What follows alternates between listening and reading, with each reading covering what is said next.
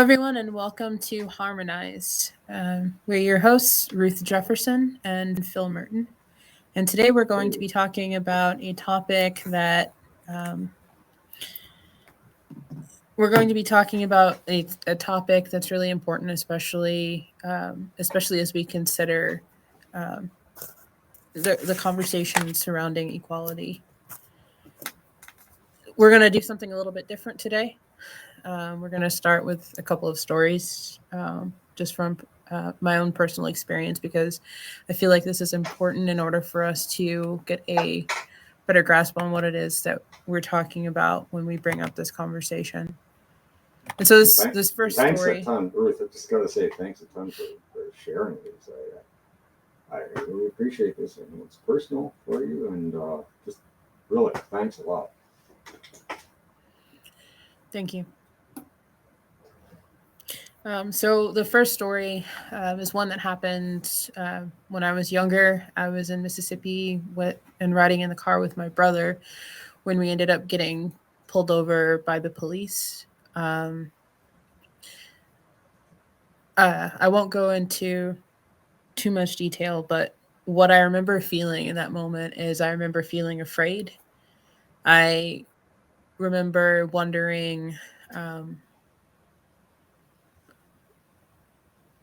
if we were going to make it out of the situation okay. And I also remember feeling powerless as I saw my brother basically being forced to deal with the police when there wasn't anything that had been done that was wrong. I'm not. Just your description there. When I'm pulled over by the police, my biggest fear is I'll get a ticket. I'm not even thinking, well, will I be harmed? But that's the reality of somebody with a skin color, not yours. So thanks for sharing that. Wow.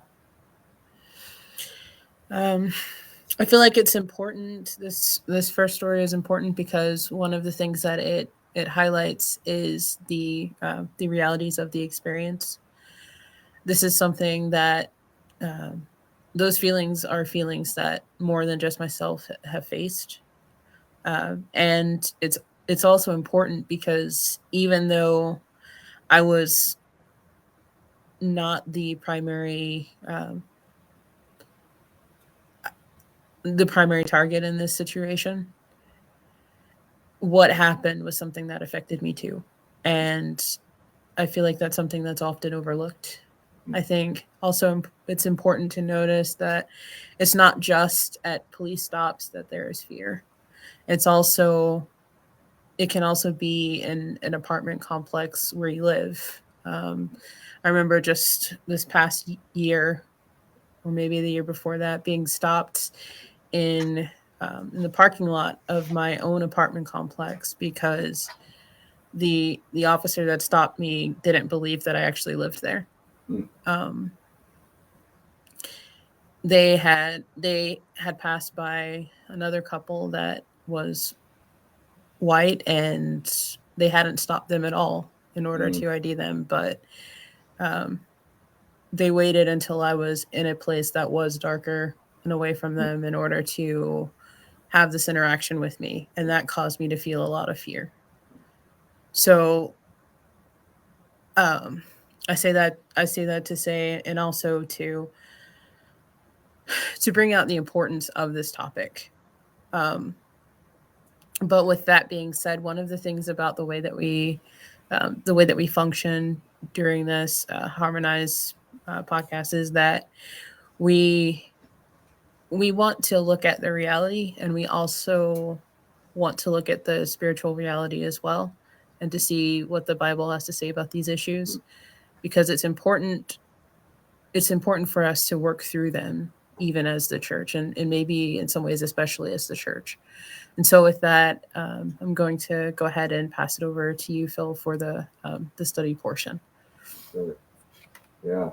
Before I go over that, I'm just thinking, you're making me flash back to something that happened when I was think it was in college. I was in the car with my roommate, and out on the freeway, he got pulled over, and okay, two white guys, and remember he could see no good reason for this. He was outraged that this cop had pulled over, and he got out of the car and he walked over to the police car to holler about what's going on here. If you don't do that, and in that case, the cop just said, "Hey, sir, you have to get back in the car, and I'll be right over with you." And just calm the situation right down. But the kind of thing you can get away with, if you're the right color. But boy, I'm just thinking if you're in with that situation you described with your brother, I don't think it would have gone very well if that had happened. He bounced out of the car and approached the police car. You know, would have been guns drawn. No gun drawn or anything like that in this case. Just sir, back in the car. Let's we have to understand that reality. Now, okay, now thinking about this, there's a disparity of power here, and I'm coming around to Romans 13. That's the verses that get cited a whole lot for the Christians' relationship with the government and with the government's way of enforcing its rules, the police. I'm gonna hang on a second while I switch over to. I'm gonna share a screen.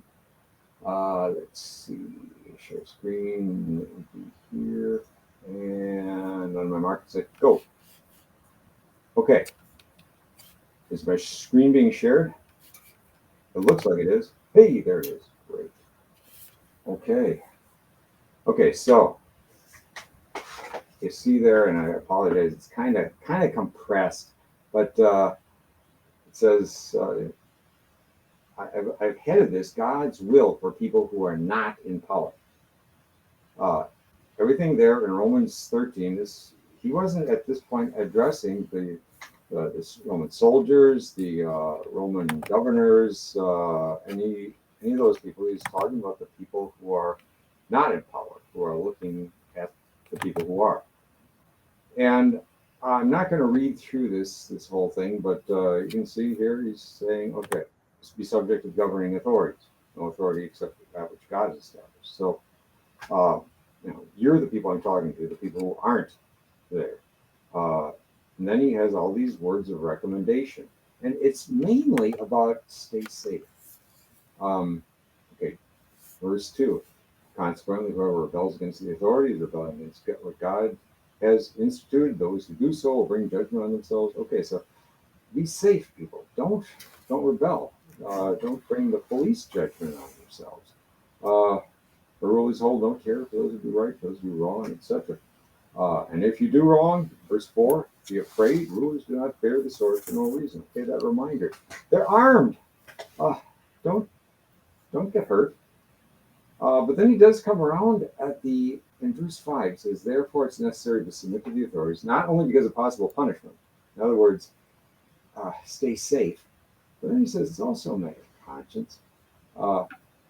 It would be, since this is addressed to people who aren't in authority, who are, this is in the Roman Empire, and people who are, the people who didn't have authority, they could get, there was all kinds of injustice happening, and everybody knew it.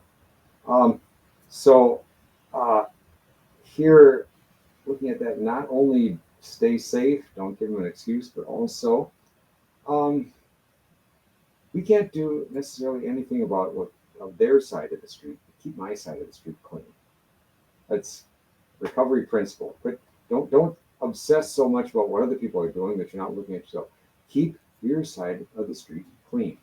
So therefore, submit to authorities not only because of possible punishment, it's a matter of conscience. I want to be able to stand before God and say, I'm Father in heaven, I know you love me, and you're looking out for me, and I'm trusting you, and I'm trying my best to do your will, even when it comes to people in authority who may not have my best interest in mind. Okay, then that last bit, this is why you pay taxes. Reminder, you you are the one that gives them their money. Uh, so he says, give them what you owe, taxes, respect, and honor. Now, here's where I think it's going to be useful, and if I can see if I can get this thing to click on for me. There it is. Okay. So this is all addressed to people who are not in power. There's a kind of an understanding here now. God's will for people not in power. Everything that Paul says here, there's an assumption that, well, here's God's will for those who are in power. Here's what God is expecting of them. Let's see. Okay. So telling the people that are in power, you are not the ultimate authority. God is. God gave you your authority. You be subject to him. Important reminder to them. All of us who are not in authority, we want them to be not thinking that I'm God. God is God. That bit in verses 3 and 4, rulers hold no terror for those who do right, for those who do wrong. Okay, so God's will for the people in power, you better discern between those people that you're responsible to protect and the people that you need to protect them from. Don't go getting confused on those two. That's God's will for you. Some people are counting on you. You have a responsibility to protect them, and don't go mistaking them for the bad guys. Then that bit about rulers don't bear the sword for no reason. Okay, you have people's lives in your hands. This is God's will for you. Keep that in mind. Be humble and prayerful about that. Do not get cavalier about that.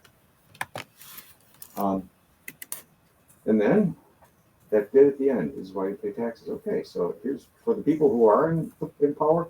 These people pay you. They pay you to protect them. You want them to respect you. You better respect them. Okay, so all of this is implicit in Romans 13. We don't want to forget that. Paul at this point was not talking to the people in authority, but for those who are in authority, this was the message. Respect these people that you have responsibility for. There's that going on. I'm talking fast. Yes, I'm talking like I'm anticipating that, like I usually am about class. Somebody's going to have their hand up and say, "No, let me finish this first." So, relax, Phil. If anything you want to shoot in there, Ruth, please. But one of the things that occurred to me when I was rereading Romans 13 is how, because Paul was talking to people who aren't in authority, people who were at the mercy of government that wasn't always dependable. And Paul loved these people, and he wants them to stay safe. I thought, I think there's a lot of similarities between what Paul is saying here and the talk that African American parents have with their kids, someone who cares, like a black parent. I'm thinking a lot of what he says here is very similar. Okay, let everyone be subject to the governing authority. So, guys, the police, the government, they got the power. All right, that's a reality. If you got complaints, you better take them to God. Don't go mouthing off to them, the authorities, about it. Live in that reality. Rulers hold no terror for those who do right, those who do wrong. Well, behave yourselves and don't get them mad at you. Avoid that whenever you can. Just behave. Keep a low profile. If they bear the sword and all of that, don't give them an excuse to hurt you. I think it's important for me to kind of interject here as we're having this conversation, because I know where your heart is with this conversation. Yeah. But at the same time, I think it might be easy for someone who's hearing where you're coming from and who doesn't know you to take what you're saying as kind of in alignment with something that's been used kind of in an abusive way. Kind of, I would say, a form of spiritual abuse, which is where people look at the things that happen with people of color, the instances of abuse and things like that, and even in cases where there are murders by police, Mhm. and what happens sometimes is that even in seeing these abuses, people can take this passage and say, oh, well, Mhm. they shouldn't have done this or they shouldn't have Yep. done that. And I know that's not where you're coming from, but at the same time, just listening to it without having that connection with you, Right. that's something uh, Mhm. that people could hear in the Yeah. course of this conversation right now. Thank you. Thank you. I do want to going to look at that in a second, something along those lines. But you are so right. Uh, yeah, this is all, I believe Paul is talking preventive. He's saying, let's keep this from happening. He's not talking about, well, what when the authorities do overstep their authority? Well, when the authorities abuse their authority and abuse you. This is not about, well, see, I told you. That's not, that's a terrible misuse and abuse of this right. Uh, what Romans 13 is saying and what it's not saying. Okay, here, I got some things highlighted. That first one, uh, let everyone be subject to the governing authorities. Now, let's not impose a meaning on that. It's so easy to say, well, just whatever they say is fine. Just go along with them. No, that's not what it's saying. Uh, it's acknowledge the reality of their authority. This is not saying you have to pretend you're all right with whatever they do. Being subject to them is acknowledging the reality. I live in this reality. Uh, and God is with me in this reality, and doesn't mean I'm blind to what's going on. That next thing about rebelling against the authority. Well, again, now we gotta. What do we mean by that? Uh, Rebellion, no, but opposing injustice, pushing for change, absolutely. This is you cannot look at Romans 13 and say, well, just let them do what they're doing because God is in charge. Well, no, I to oppose injustice is that's really our duty too. For it's what the kindness I owe to people who are being harmed by injustice, uh, to oppose that injustice, even if it doesn't affect me. Uh, then let's see, in verse 3 where it says, "Rulers hold no terror for those who do right." There's also be aware that sometimes rulers do hold terror for those who do right. Uh, just because I'm okay, I never got in no trouble. I'm fine. Don't close your eyes to the people that haven't had that experience. Um, this is a side issue, and I probably shouldn't even bring it up, but I'm doing it anyway. Rulers do not bear the sword for no reason. I hear that used so often as, see, death penalty is okayed by God. No, that's not what it's saying. That if we can talk about death penalty, don't use that as a proof text. This is just saying cops carry guns. That's all it's saying. They can use force uh, to keep the people from harming other people. But yeah, well, enough said about that. But then this was, I think, the more important thing to come away with.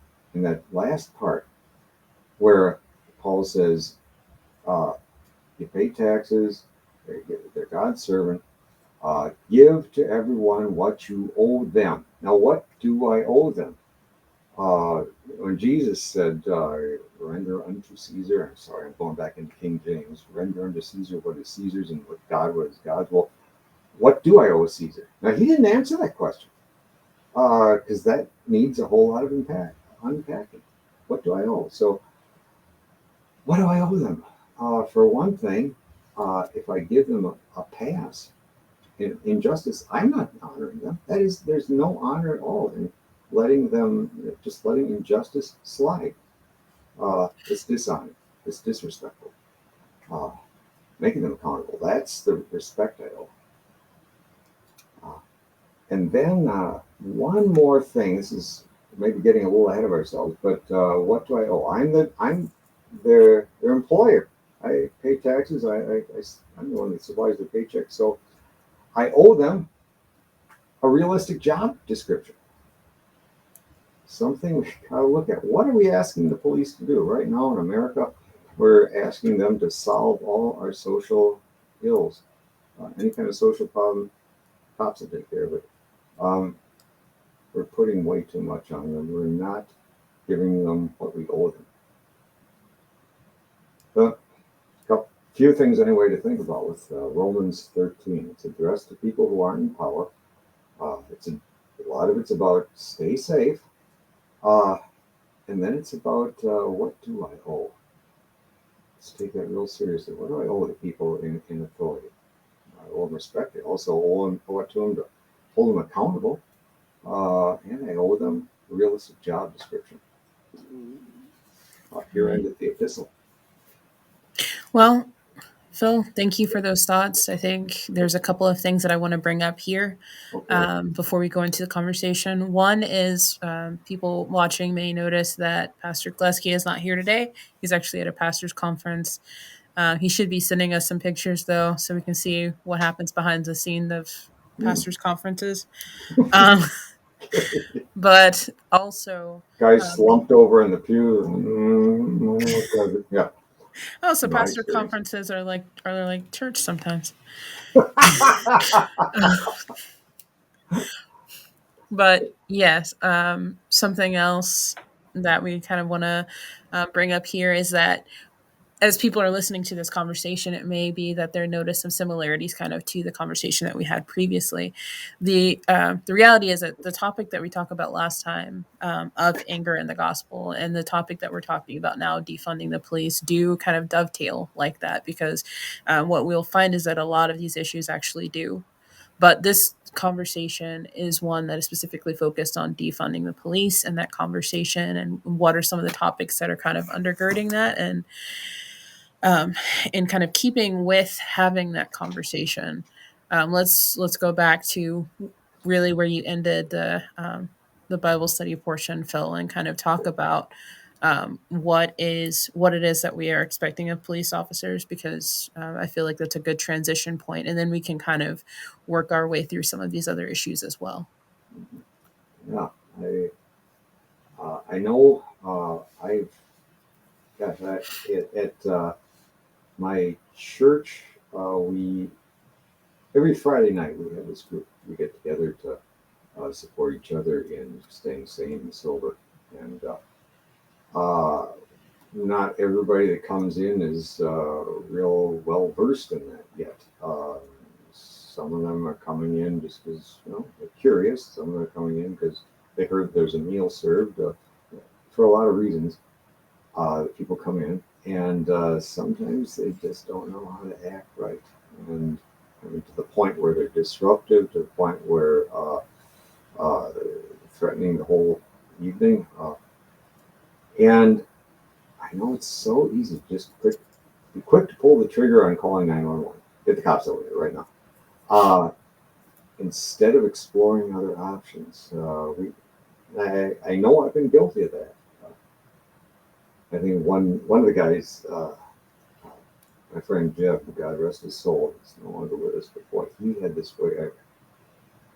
One woman that we all knew that would come in every now and then. She'd always be uh, drunk and loud and belligerent. She was not a happy drunk. She was always an angry drunk. And when I'm ready to call 911, here's Jeff. He'd kind of gentle her out the door. He could kind of put his arm around her and say, "Now, darling, you know I love you." As he's easing her toward the door, "Now, darling, you know that I mean the best for you." And he's just gentle talking her out the door. I thought, "Wow, that is such a great skill. Whoa. Uh, why aren't we doing more of that instead of saying, first thing you got to do, call the cops?" I would say even kind of one of the another experience that I've had just in terms of the mental health aspect of things. Mm, Sometimes people can go through different points in their lives. I remember one oh, yeah. time I was in college and I was dealing with a personal struggle, and one of the things that they ended up doing as kind of way of getting me through that, I guess, was calling the police actually to take me to the hospital. Mm, um, that that was an interaction that I feel like, if I was in a worse state of mind than I was in, would have escalated things Wow. instead of actually improving it. And so getting the police involved in all these other areas that really, should be handled in different ways is Mm, it's not exactly beneficial and can actually be detrimental. mm. That Um, handling things at the lowest level, the lowest possible level of authority. That's generally a guiding principle for any organization, and it's true in just general life. Handle it at the lowest level of authority you can. mhm. Yeah, I would definitely say that, and then also, um, one of the things that people will probably say, in relation to this conversation, and I've heard it in some places before, is that if the police aren't the ones doing it, then who will do it? And what happens if a situation turns and something goes, um, awry with the social worker or whoever gets called? Yeah, the The reality is that it's not always something that's going to be clear cut as far as how to necessarily work that situation out. But at the same time, there's not always, a serious investment that's made by departments in order to get, training for these areas as well. hmm Um, I would also say that the dependency on police in order to make these sort of calls in order to come out during these certain times is also probably something that contributes to the mentality of the thin blue line, because at the same time that we are, we're calling them to do these things, we're giving them more and more authority. We're we're we're feeding into a mentality that is toxic. yeah, very much so. I'm glad you brought that up. That feeling that they are the line of defense between us and chaos. I'm grateful for the police. I'm glad that they can call 911 when things are getting violent and dangerous. Uh, Boy, when we put that much on them, that's not good for them. It's not good for us. Uh, when you put people up on a pedestal, they can fall down hard. You don't want them up that high. It's a dangerous place to be. Mhm. I've seen. I personally, this is just me. Uh, every time I see a yard sign that says "We back the badge," I get nervous. I'm thinking, what are you saying? I mean, who doesn't back the badge? Yeah, I do. Of course, I support the police. I'm grateful to the police. I back the badge. What? Anytime there's an accusation, anytime somebody says the police have committed an act of violence, I back the badge. Is that what we're saying? When we put them in a position where they can do no wrong, they are the heroes. Uh, we are not doing them a favor. What again goes back to what Paul said: give them what you owe, and unquestioning loyalty is not what we owe. In fact, then we're being disrespectful. Mhm.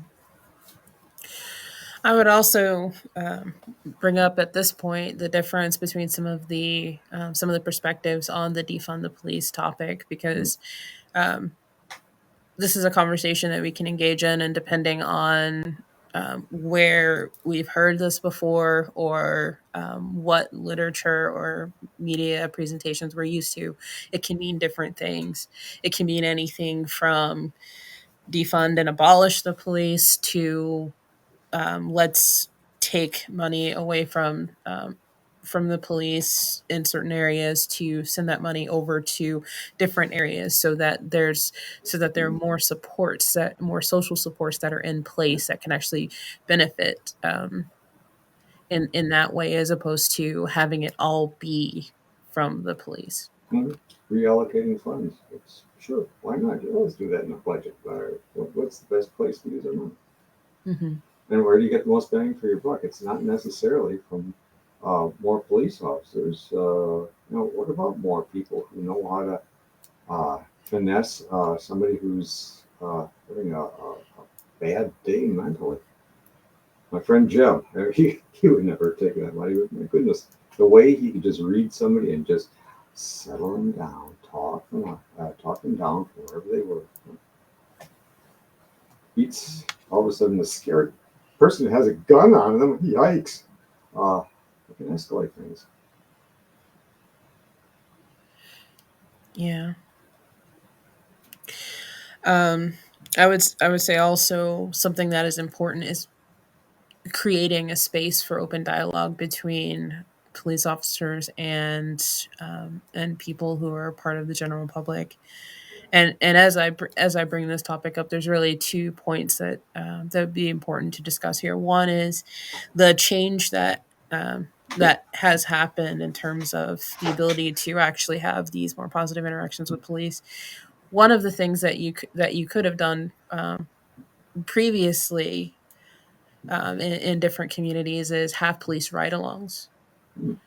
But even just yesterday, I've been looking into this for months now, and for myself, um, in the area where I am, you can't even ride along with police. Like that's not a thing that they have open. Mm. And so not only is there not only is there a separation where um, where you can't really have those interactions that you would have once kind of turned to, but it seems like it's more intentional in some ways. And then also that kind of brings to the second part of that, which is that it used to be that police officers lived in the communities that they serviced. And I think that the fact that that is no longer the case actually contributes more to this difficulty, to the rates of abuse that we're seeing, because people are not used to interacting with people and having normal interactions instead Mm. of just interactions where they're getting involved because of this call or that call. Mm. Yeah, boy. I, uh, I think of one friend of mine who was uh, chief of police in community, Milwaukee County community. Uh, and it was the community was one of the highest income per capita communities in the area, and there was no way that the police who were employed by that community could afford to live in that community. So of course he wasn't going to be there. Uh, they've I know, and I think it's true in a lot of places. There's rules if you are going to be employed by this community, you must live in this community, which sometimes that doesn't work so well. Like in Milwaukee, when they had that rule, I know a lot of cops lived as close as they possibly buy a house right at the edge of Milwaukee, as close to another community as they could. So it didn't really serve any purpose. Uh, Mhm. That's interesting because your description of that, even in the community where you are, kind of communicates a lack of willingness to be public servants. yeah, gosh, it can be tough. They want cop like anybody wants his family to be safe. I want to live in a place where I don't have to be nervous about kids going out. Uh, so you put that together with I want to be a public servant, and boy, that can be in conflict. Good to acknowledge that that's the sort of thing to go through. Well, that idea of desiring safety is definitely important. I feel like that's something that really we can all be kind of connected with, is that we do desire to be safe. But one of the things that we miss out on, even with that desire being an understandable one, is the fact that if police officers are living within the communities that they're serving, then they have a greater Mm, opportunity in order to work with other community leaders in bringing about things that would help to create more safe systems. agreed. Yeah, with that disconnect. I'm just one My job is compartmentalized off from the others. I'm the guy that carries the gun in, and somebody else can make these decisions and decide on policy. I'm just the guy that carries it out. Yeah, something is wrong there. We're not working together more closely. I remember how being pointed out. I apologize if I'm repeating myself, but I know I mentioned this before about how the restorative justice people talk about how the criminal justice has kind of degenerated into just a two-way thing. It's an interaction between the person who's been accused, the defendant, and the criminal justice authorities. Mm-hmm. It's just a two-way.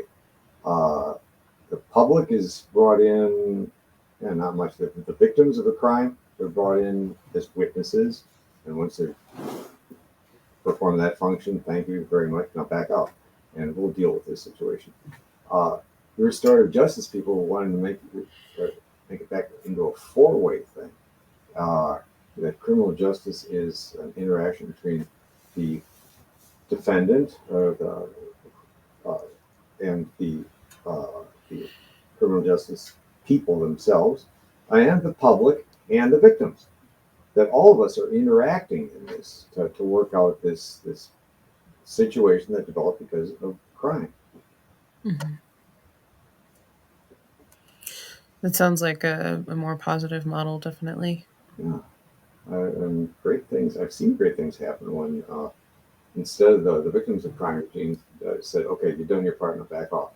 When they're given a chance to come back into the situation, to address the person who brought harm into their lives, to have face to face, to get some understanding. There's that. There's also, when the public is brought back in, that we hear this person that committed this crime. Well, hardly anybody stays in prison forever. Most people are back out within a few years. They're back in the community. So the community says, okay, we want to have something to say. Mm-hmm. We want this to be a successful reentry. We don't want to be harmed again. We want to help. So get that conversation going. And don't just dump it all on the people that carry the guns. Mm-hmm.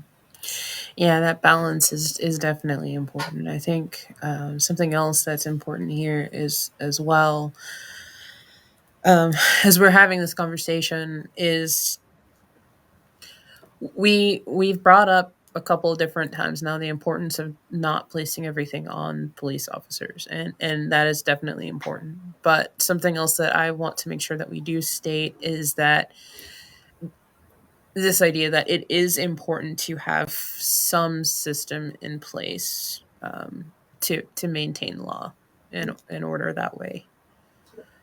Yeah. But I think kind of in thinking about that, one of the things that we want to make sure of is kind of and this is kind of based more on what I would say is kind of like a biblical model of understanding, which is that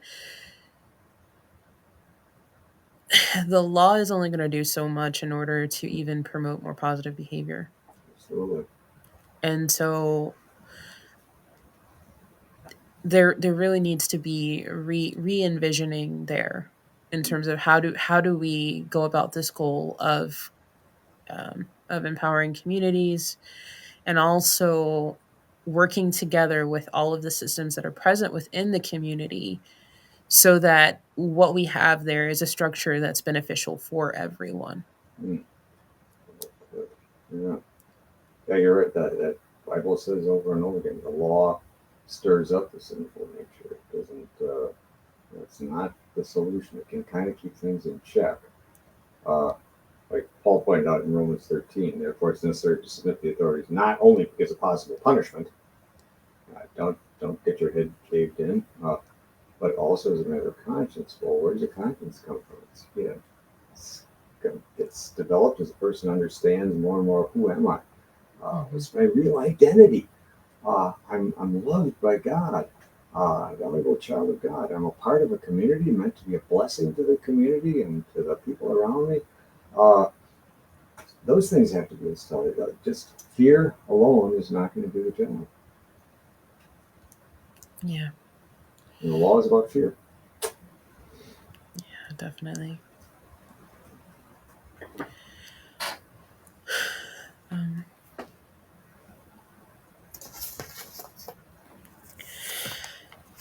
so also as far as this conversation is concerned, it's important for us to realize that what we're having here is the start of a conversation, Mm. and it's going to take not only just more conversation, but it's also going to take some action and people actually willing to come together and have um, basically like come together to actually take action in working together.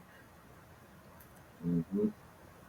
Well, I'm. I got to admit, I'm really new at this.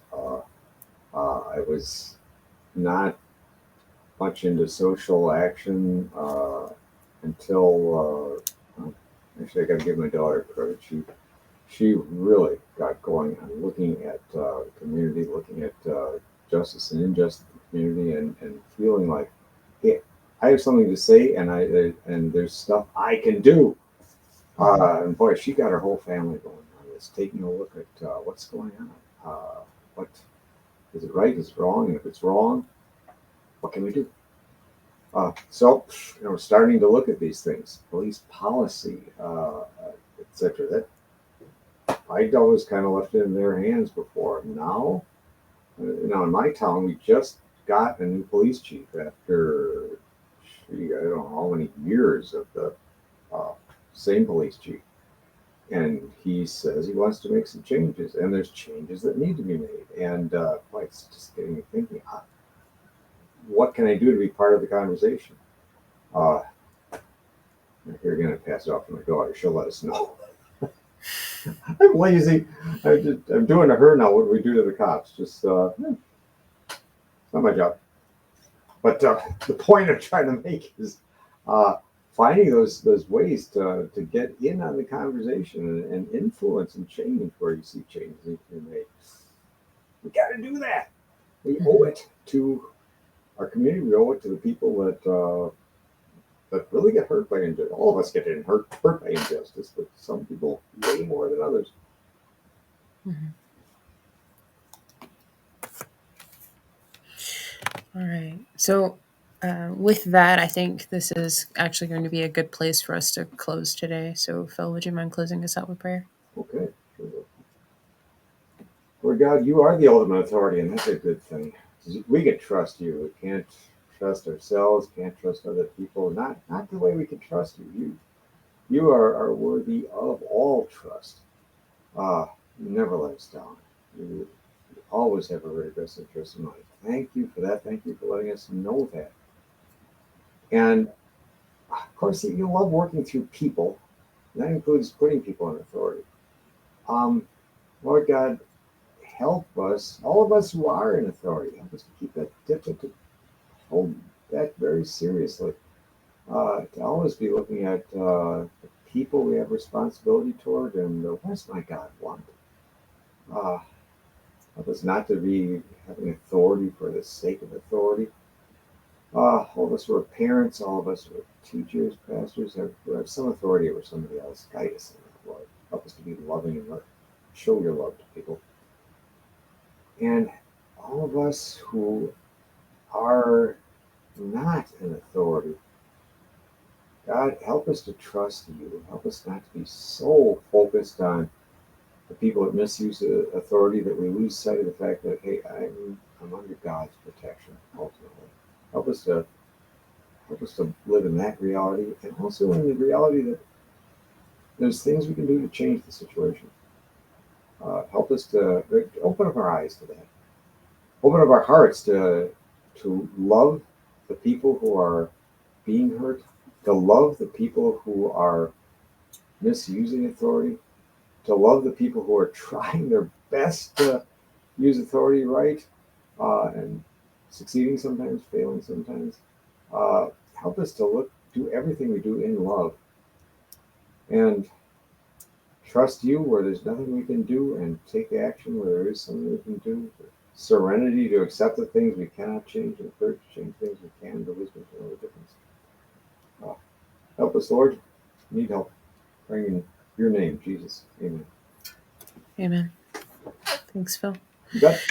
And thank you to everyone who's joined us today. Adios. See you later.